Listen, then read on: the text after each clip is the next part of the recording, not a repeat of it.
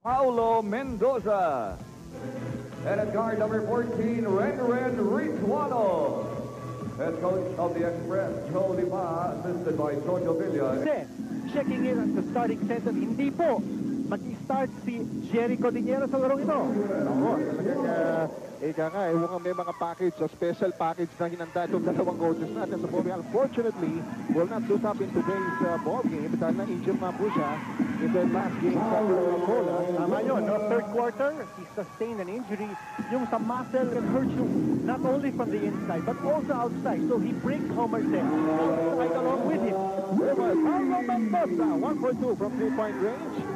Unang 3-pointer yan ni Paulo Mendoza. Paeng Santos, Nelbert Omolon against Ritualo. Oh! From behind, good swat by Renren Ritualo.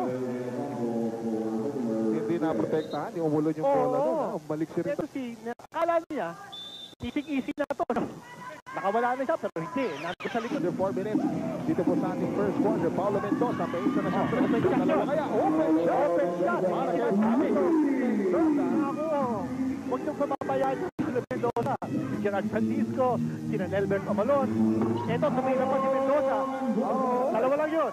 At Paulo Mendoza, mga kaibigan. Rebound. So hindi si Espino nag-rebound. Hindi si Marlo Aquino. Hindi si Aurora. Ito si Mendoza. Alam mo, hindi nakatikit ang pa sila sa ball game na ito.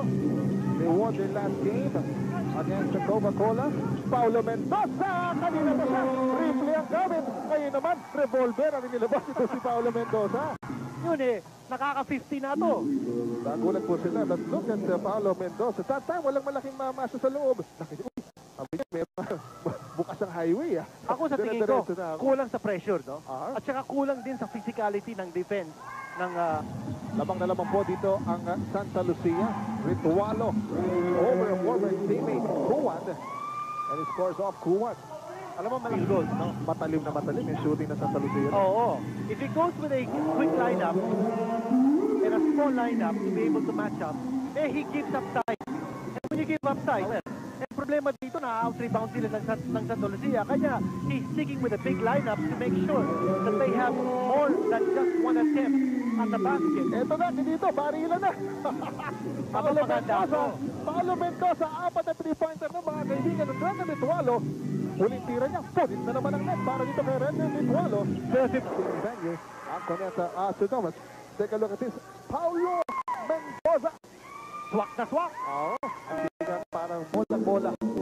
Don Paulo, yung kanyang bola. Si Paulo Mendoza. Pabawi. Ito si Renren Ritualo. Bawi. 3-point shooting. Santa Lucia, nasa loob na, no? Dennis Espino playing tag now with Marlo Aquino. Renren! At parang sinasabi niya pa si Nelbert Omolon, who was actually defending in front of him. Tony Locsin, who started this ball game para po sa Santa Lucia. Paulo Mendoza. Ito na naman! Ilan na si Paulo? Nakaka-21 points na. Paulo Mendoza. They move the ball around. Yung pang Santa Lucia. Open si Paulo Mendoza. At sa hapong ito, kailangan magdalawang gawa siya ng puntos dito. Ilabas ka ni Coach Almanzi si Paulo Mendoza. Paulo Mendoza. Attacking. Pumasok pa yung tira ni Paulo. Playing up and down basketball because they are the league's #1 offensive team. #1 din sila sa fast break. Sanay sila sa takbuhan. In a 48 minute game. Itong Santa Lucia, duda ako. Keep the pressure from start to finish. Pero matulog si Paulo Mendoza. Communication. Billones. Cross court to Ritualo. Layup is good. Ito na Renren Ritualo. Almost perfect all-around game. Gerard Francisco. Siya pa naka-score doon. The pressure. Si Renren. Ritualo. Mag-ingat mo yung Santa Lucia. Kung mag-init ito si Renren Ritualo. Now, delikado ang mga Realtors because the lead is down to just 6. Ayaw po. Wala ng bola si Nelbert Omalon. Ritualo. Malilibre siya dito. Baka na naman ako. Sabi ko, partner, itong Fenix, sanay sila sa takbuhan, sanay sa high-scoring game. Itong Santa Lucia, will they have enough to last? The lead is just down to 4 points. Yes, ito mga kaibigan, sariwain natin ito. Ren Ritualo. Kinamitan ng ruler, yung tira na yun. Magbabalik po ang PBA.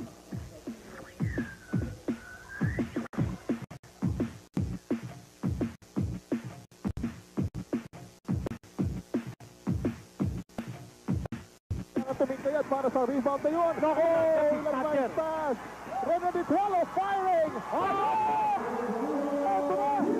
William Moreta making that happen. Naksak na naman yung bola. Ren Ritualo. Firing is high. Ay, ito po si Ren Ritualo. Tanggap ni Marlo Aquino ang bola. Layo niya eh. Tumagot si Mario. Ito ang sinasabi natin sa halftime, no? With Peter Martin. 109-105. Paulo Mendoza, ito yung dream matchup, 29 points para kay Paulo, 26 para kay Renren. Ang ganda ng depensa ng FedEx on Marlo. Mendoza firing. Oh! Again, Paulo Mendoza.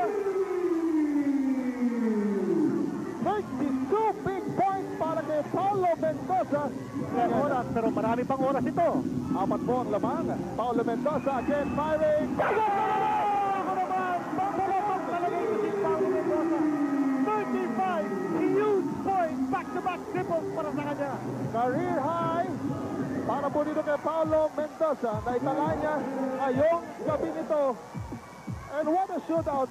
Kanina, Paulo Mendoza ang 20-12 pero ito ang last say. Gusto ni Paulo Mendoza back-to-back 3-pointers mga kaibigan. Pangdiin, pamatay. Galing kay Paulo Mendoza. Diyan lang po kayo. Magbabalik po kami.